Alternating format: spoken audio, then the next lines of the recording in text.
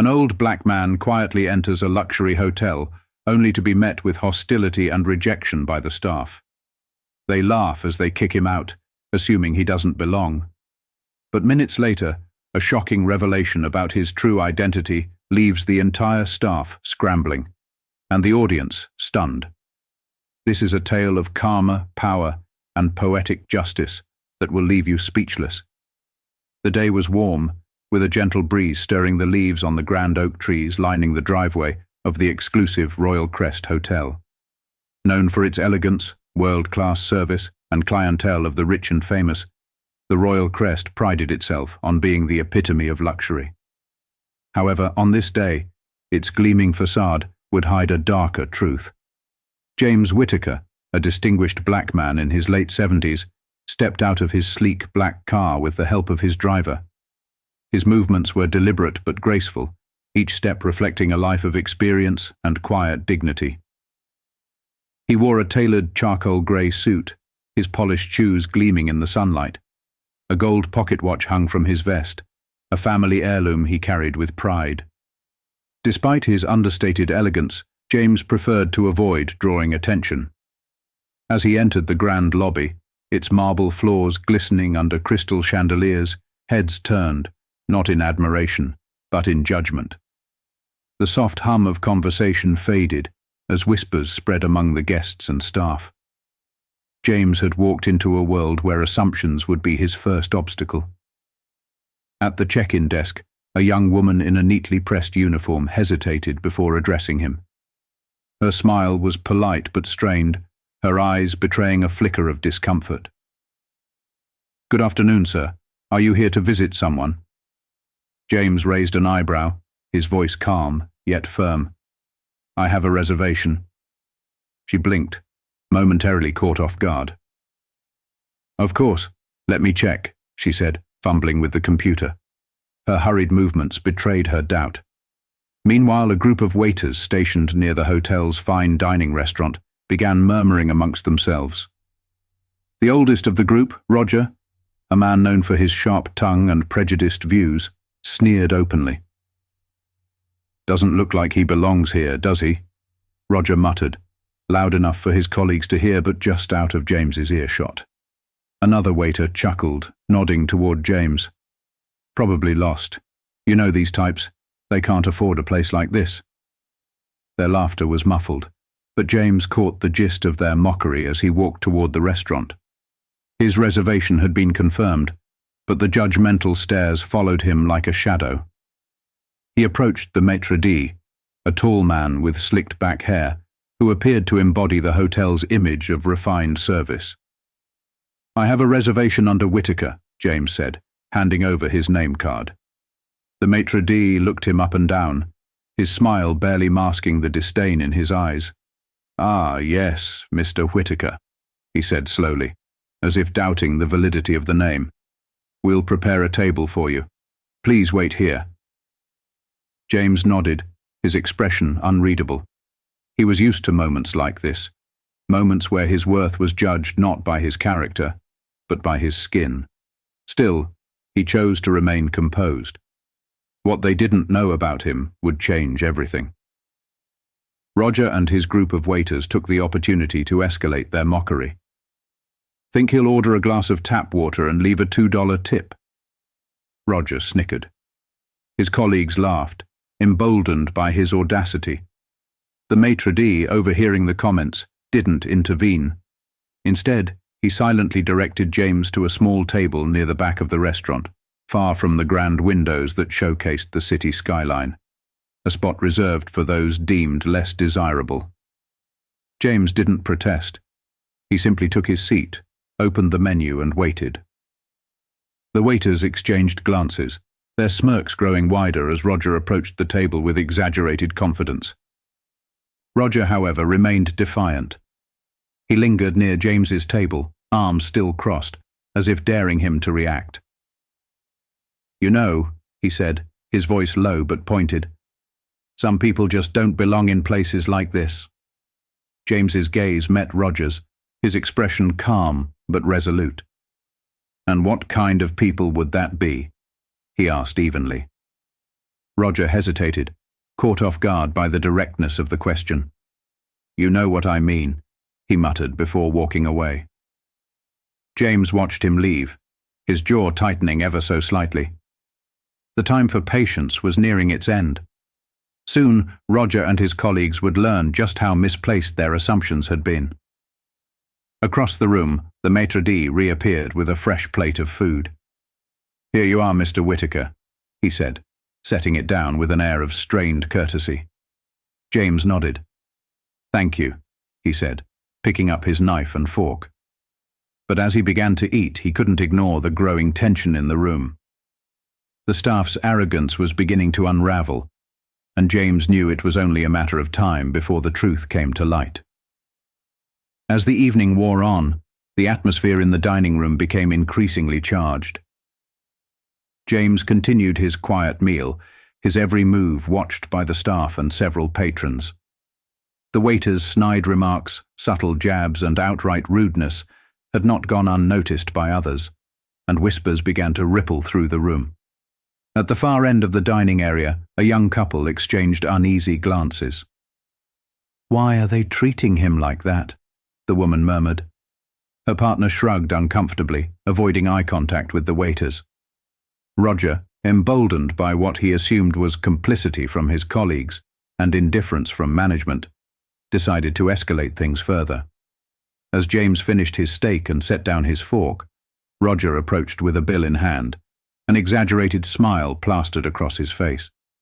"Here you go, sir," he said, placing the check on the table with a flourish. "Just thought we'd speed things up for you. Wouldn't want you overstaying your welcome." James looked at the bill and raised an eyebrow. "I haven't ordered dessert yet," he said calmly. "Or coffee." Roger's smile tightened. "Dessert? Coffee?" he repeated mockingly. "I'm afraid we might be fresh out." James met his gaze, unflinching. "I'll wait," he said firmly. Roger's jaw clenched, but before he could respond, the maitre d' appeared. "Mr. Whittaker," he said smoothly, though there was a slight edge of tension in his voice. "Is there a problem here?" James gestured toward Roger. "It seems your staff is determined to ensure my experience here is less than satisfactory." The maitre d' cast a warning glance at Roger, who took a step back, muttering under his breath. "My apologies, Mr. Whittaker," the maitre d' said, his tone dripping with insincerity. "I'll personally ensure your dessert is prepared promptly." James nodded, his calm demeanor unshaken. "I appreciate that."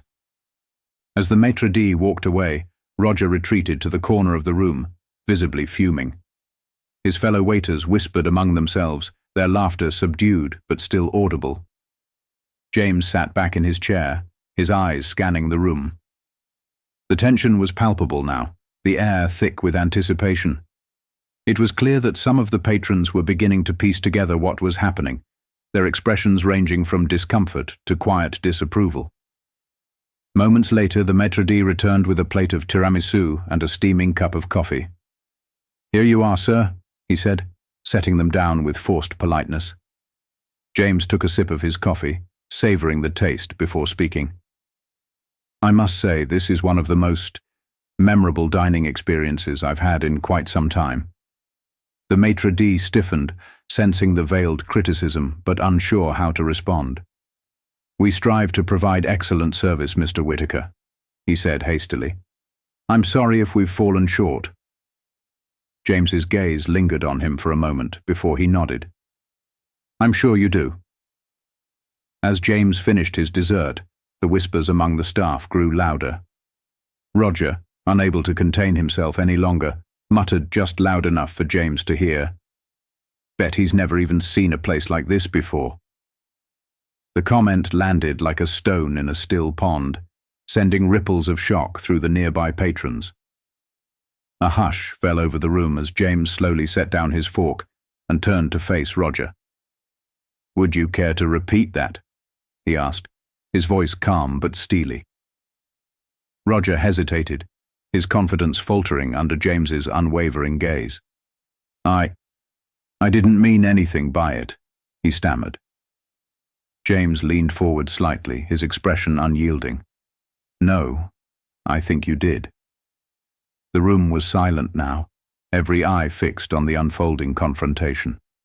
The tension reached its breaking point, and for the first time, Roger seemed to realize that he might have underestimated the man he had spent the evening ridiculing. As James stood, the chair scraping softly against the floor, the weight of his presence filled the room.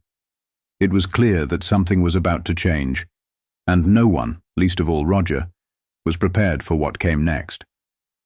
James stood tall, his calm yet commanding presence silencing even the faint whispers that had lingered moments before. Every eye in the room was on him, including Roger's, though the waiter's earlier bravado had now melted into visible unease. James adjusted the cuffs of his tailored jacket, taking a moment to glance around the room before addressing the entire dining area.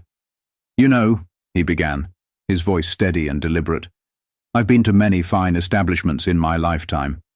I've enjoyed meals in places where hospitality isn't just a courtesy, it's a principle. Sadly, tonight, I've witnessed the exact opposite." The staff froze. Even the maître d', who had been watching from the corner, looked visibly uneasy. James's words carried a weight that no one in the room could ignore. Roger, attempting to salvage his pride, forced a laugh. "Look, sir, if you're upset, maybe this isn't the place for you." The audacity of the comment drew audible gasps from a few patrons. James turned his sharp gaze to Roger, his expression unwavering. "You're absolutely right," he said calmly. "This might not be the place for me if I weren't the owner." The declaration hit the room like a thunderclap.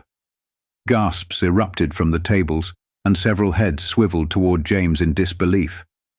Roger's face went pale, his smirk vanishing as quickly as it had appeared. What did you say?" Roger stammered, his voice barely above a whisper. James reached into his pocket and pulled out a sleek leather wallet.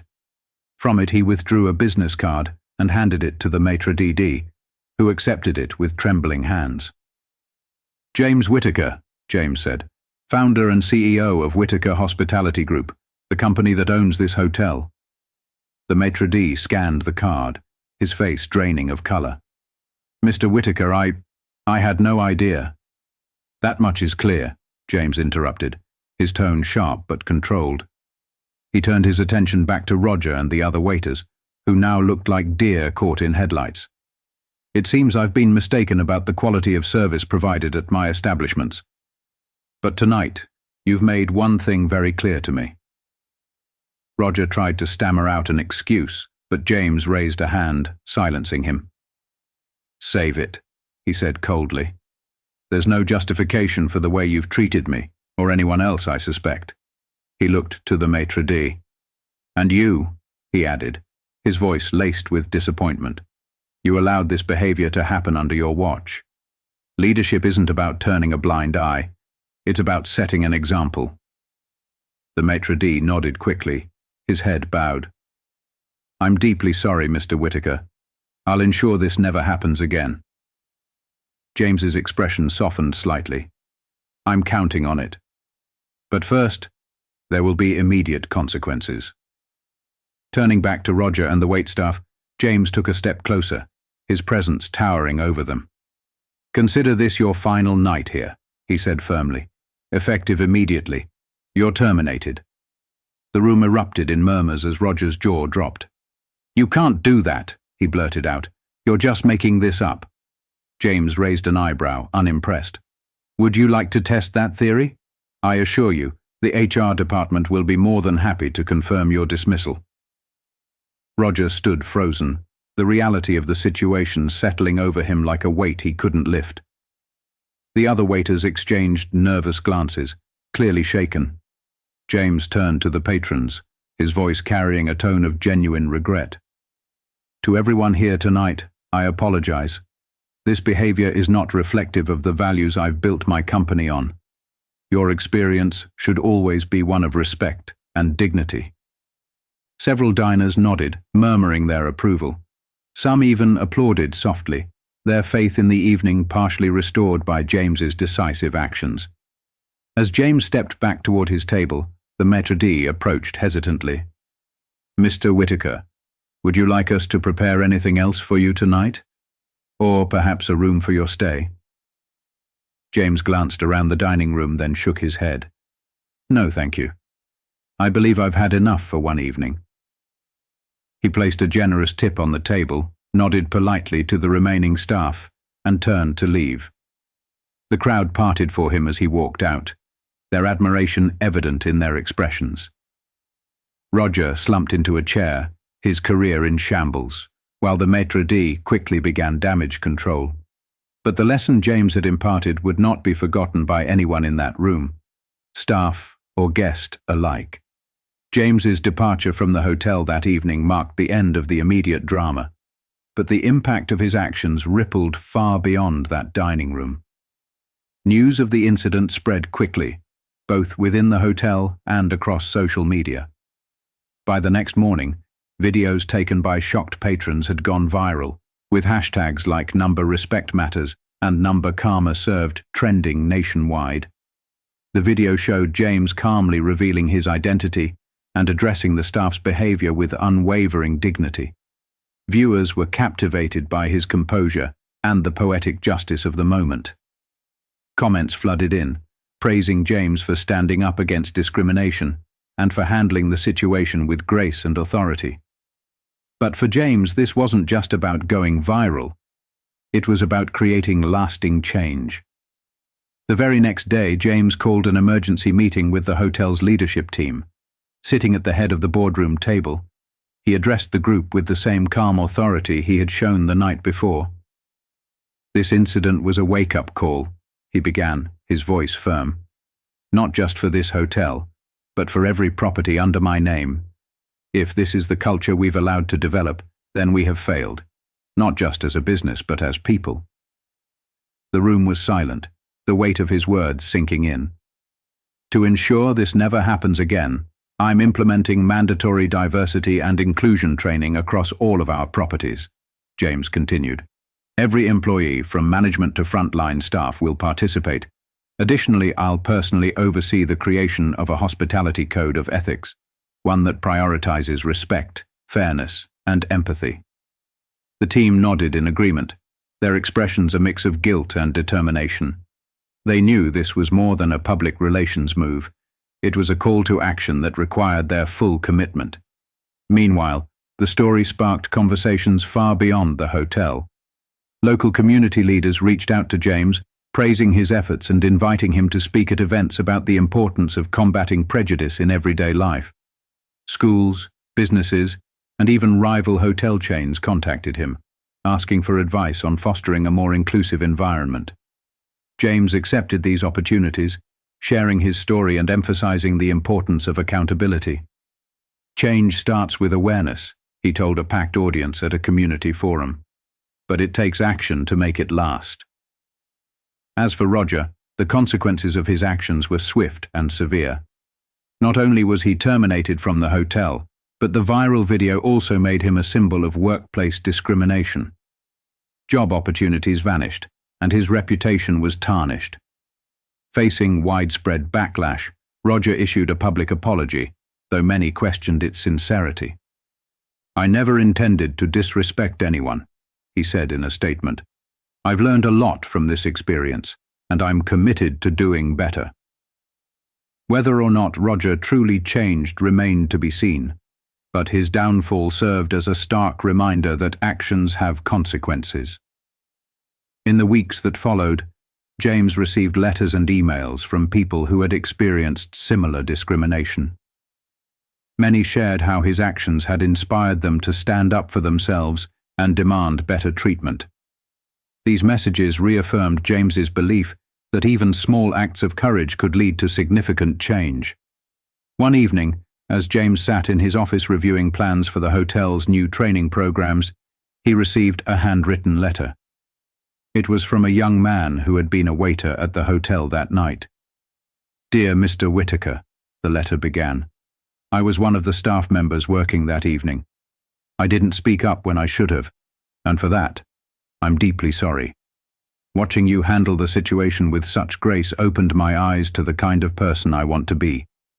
Thank you for showing me what true leadership looks like." James folded the letter and placed it in his desk drawer, a small smile forming on his face. It was a reminder that change didn't always come in waves. It often started with individuals willing to reflect and grow. The story concludes with a powerful message about resilience, accountability, and the ability to turn moments of injustice into opportunities for change. Through James's actions, the narrative highlights the importance of standing up for what's right, even in the face of adversity. The ripple effect of his choices serves as a testament to the impact one person can have in creating a more inclusive and respectful world.